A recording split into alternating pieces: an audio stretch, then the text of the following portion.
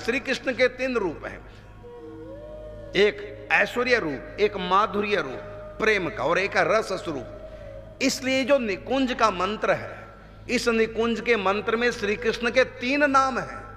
पहला नाम, क्योंकि निकुंज का मंत्र माइक पे नहीं बोला जा सकता, उसमें जो 3 नाम है श्री कृष्ण के, तो पहला नाम है ऐश्वर्य सूचक, दूसरा नाम है प्रेम सूचक, और तीसरा नाम है रस सूचक। 3 श्री कृष्ण के रूप है।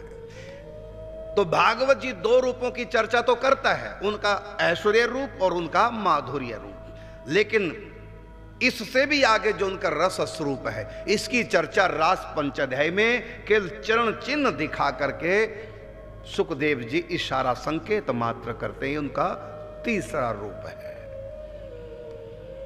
तो तीनों रूपों की चर्चा भागवत जी में, लेकिन उनका एक रूप तो बिल्कुल एक रास पंचदह में थोड़ी जगह आया, बाकी सब ढक दिया गया। वो फिर पूरा रूप प्रकट हुआ है महावाणी ग्रंथ में। निकुंज से हरि प्रिया सखी आकर के पूरा विस्तार करती हैं इस रस का, जो भागवत जी में वो तीसरा जो रूप है। तो राम जी का जो रूप था वो प्रेम रूप था, और सती ऐश्वर्य तक सीमित थी। राम के ऐश्वर्य परमात्मा है, लेकिन ये प्रेमी भी हैं, ये सती नहीं जानती थी।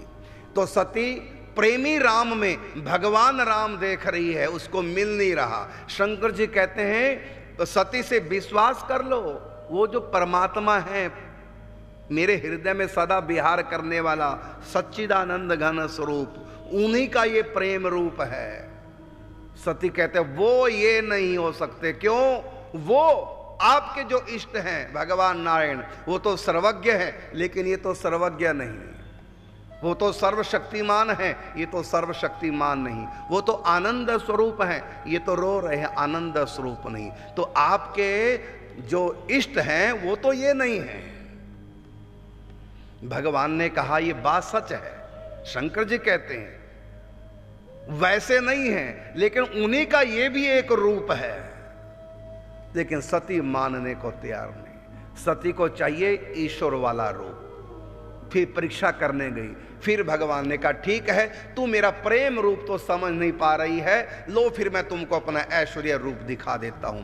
फिर वो ऐश्वर्य रूप दिखाया, सीता जी भी साथ में। कहां तो सीता हरण हो चुका था, और कहां सती को अपने साथ सीता दिखा दी। देखो ये मेरा रूप है ऐश्वर्य। तो ऐश्वर्य रूप प्रथम रूप, इससे भी अधिक आनंद। और मैं बताना चाहूंगा ये ऐश्वर्य रूप केवल मुक्ति देता है, प्रेम नहीं दे सकता। ऐश्वर्य रूप की जो उपासना करते हैं उनको वैकुंठ तो प्राप्त हो जाता है, साकेत गोलोक धाम प्राप्त नहीं होता है।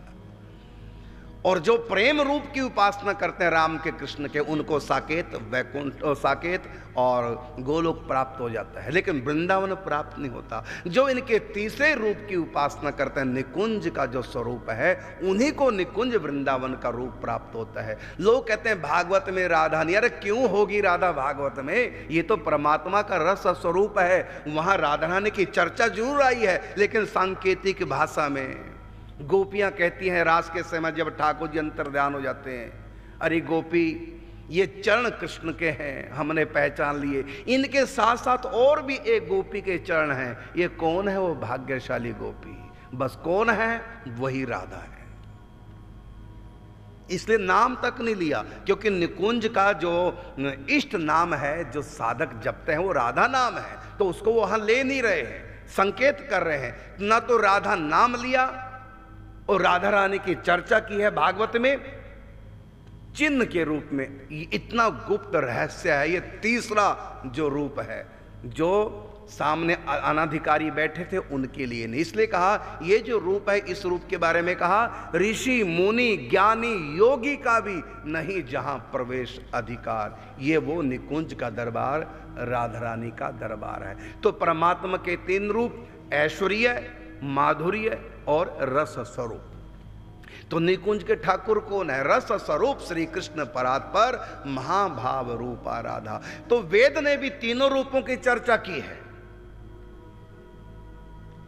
उनका ऐश्वर्य भी, उनका माधुर्य भी और जब तीसरे रूप की चर्चा करनी थी वहां इतना ही किया, इशारा जैसे भागवत में किया, रसो वही सहा, वो रस स्वरूप है। हर व्यक्ति वहां तक नहीं पहुंच सकता। वेद भी जिसकी चर्चा नहीं कर रहे हैं, सुखदेव जी ने भागवत में होने के बाद भी वो चर्चा नहीं की, फिर वही शेष चर्चा जो बच गई, तीसरा जो परमात्मा का रस स्वरूप है, वो फिर महावाणी जी में। इसलिए मैं कहना चाहूंगा जो भी मुझको सुन रहे हैं वो इस ग्रंथ को अवश्य संतों से पढ़ें, सुनें।